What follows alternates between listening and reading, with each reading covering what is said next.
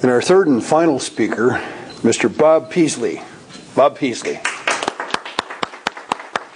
Fellow Toastmasters, distinguished guests. I want to share with you part of my childhood tonight, but first I want to make sure that I introduce you to my cohorts that I spent most of my summers with between the ages of 10 and 14 years old. The first person I want to talk about is Sean Cunningham. Sean Cunningham had blonde hair that was about out to here, so we called him Afro.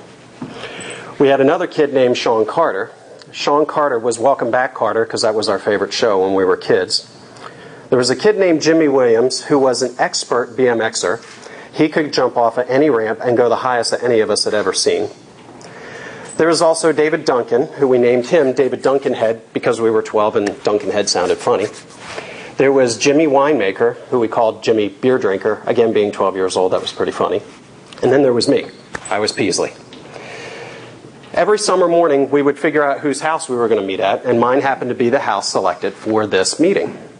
So everybody gathered in the front of my house, and we were trying to decide what we were going to do for the day. Now, we lived near the water, which was kind of nice, so we could go crabbing or fishing or swimming, jumping off the piers. We could go biking off the piers.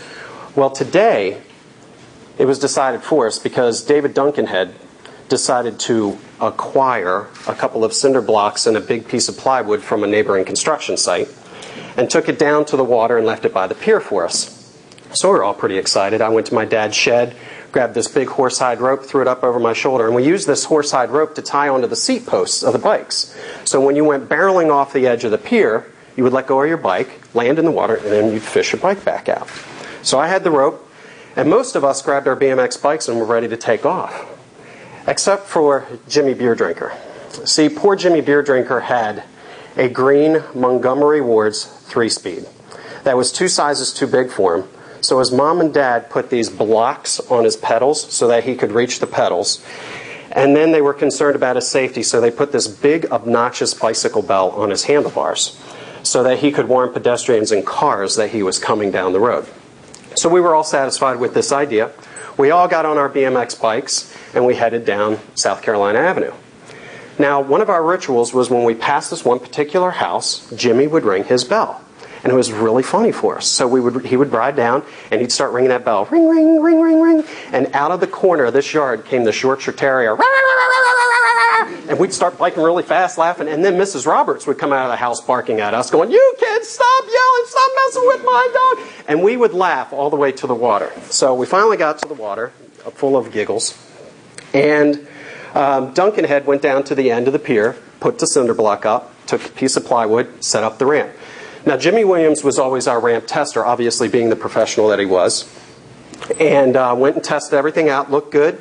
So he went up to the top of the hill. I took the horsehide rope, tied it to the seat post of his bike, and he tore down the hill, down the pier, up the ramp, and to our pure amazement did a tabletop, an endo, and then let go of the bike with a perfect splash. We all held up 10s. It was a magnificent jump, as usual. Fished the bike up out of the water. Next was David Duncan. So Duncan had jumped, did a great job. We all clapped for him, cheered, hooped. Next was Afro. After him came Welcome Back, Carter. Next was going to be me. So I get on my BMX bike and I'm ready to go. I put my foot up on the pedal and Jimmy Beer Drinker hits me in the chest. I went, "Jimmy, what'd you do that for?" He goes, "It's my turn. I'm going to go." I go, "Jimmy, you've never done this before." He goes, I know, but this is my time. I want to do it." I said, "Are you sure?" He said, "Yeah, I'm ready, man." I said, "Okay."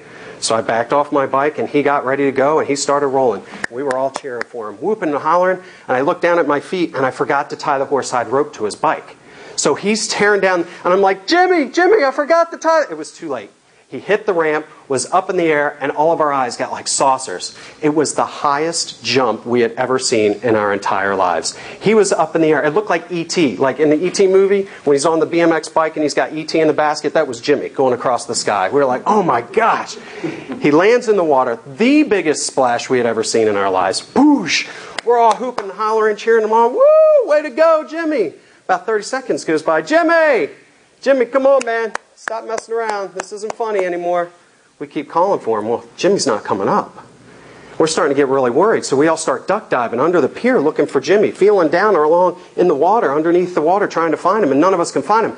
My heart's pounding out of my chest. I'm nervous. I'm like, I gotta go get the cops. I'm riding to the next door neighbor's house and I'm calling the cops. So I rode up there, called the cops. The cops show up. The fire department shows up. A marine boat shows up, and they bring out the divers. At least an hour and a half goes by, and there's no Jimmy. And then finally, a diver comes up. And he comes up really slowly, and we're like, oh, at least he found something. Unfortunately, he didn't find Jimmy or the bike. All he found was Jimmy's bicycle bell. And he pulled it up out of the water and held it up in his hand like this. And we didn't go back to that pier bicycle jumping anymore. And it was hard to get together anymore during the summers without Jimmy around. That was 30 years ago that happened. And on hot summer nights, when you're riding down South Carolina Avenue, sometimes you can hear a little bicycle bell going ring, ring, ring, ring. And Mrs. Roberts' dog come barking along the side of the house.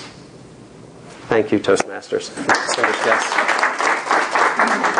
All right. Now we'll take a 10-minute break. We have our snacks over here. Then after we get done the break, first before you go on the break, you have your ballot in front of you. So what we'd like you to do is vote. We're going to have Randy call out. This will be the winner of the Carroll County Tall Tales Contest. Bragging rights forever. This is the first time we've ever done that, and we thank Dr. Lester Serber for coming up with the idea. Let's give a hand for Lester. And Randy, if you would be so good to say who's the winner here. The winner of the Carroll County 2009 Tall Tales Contest, Bob Peasley.